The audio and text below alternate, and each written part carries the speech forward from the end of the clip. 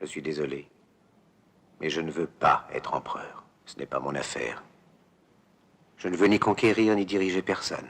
Je voudrais aider tout le monde dans la mesure du possible. Juifs, chrétiens, païens, blancs et noirs. Nous voudrions tous nous aider si nous le pouvions. Les êtres humains sont ainsi faits. Nous voulons donner le bonheur à notre prochain, pas lui donner le malheur. Nous ne voulons pas haïr ni humilier personne. Dans ce monde, chacun de nous a sa place et notre terre est bien assez riche. Elle peut nourrir tous les êtres humains. Nous pouvons tous avoir une vie belle et libre. Mais nous l'avons oublié. L'envie a empoisonné l'esprit des hommes, a barricadé le monde avec la haine, nous a fait sombrer dans la misère et les effusions de sang. Nous avons développé la vitesse pour nous enfermer en nous-mêmes. Les machines qui nous apportent l'abondance nous laissent dans l'insatisfaction. Notre savoir nous a fait devenir cyniques. Nous sommes inhumains à force d'intelligence. Nous ne ressentons pas assez et nous pensons beaucoup trop. Nous sommes trop mécanisés et nous manquons d'humanité. Nous sommes trop cultivés et nous manquons de tendresse et de gentillesse. Sans ces qualités humaines, la vie n'est plus que violence et tout est perdu.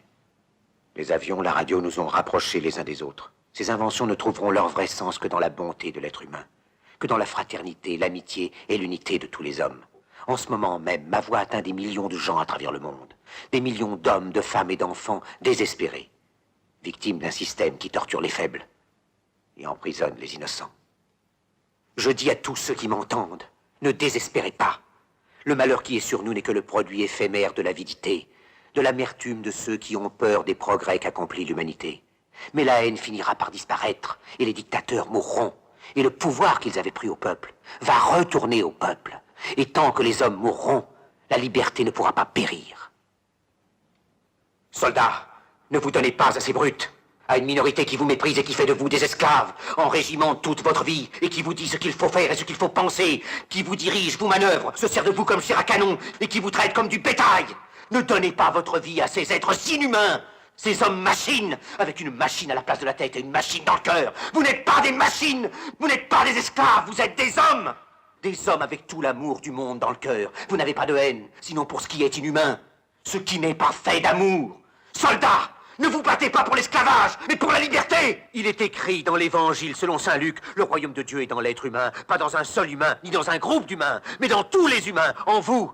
Vous, le peuple qui avez le pouvoir de créer les machines, le pouvoir de créer le bonheur. Vous, le peuple, en avez le pouvoir de rendre la vie belle et libre, le pouvoir de faire de cette vie une merveilleuse aventure. Alors au nom même de la démocratie, utilisons ce pouvoir. Il faut tous nous unir.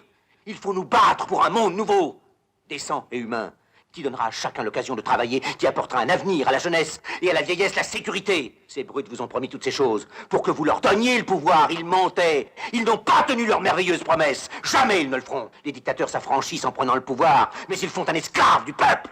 Alors il faut nous battre pour accomplir toutes leurs promesses. Il faut nous battre pour libérer le monde, pour renverser les frontières et les barrières raciales, pour en finir avec l'avidité, avec la haine et l'intolérance. Il faut nous battre pour construire un monde de raison, un monde où la science et le progrès mèneront tous les hommes vers le bonheur. Soldats, au nom de la démocratie, unissons-nous tous!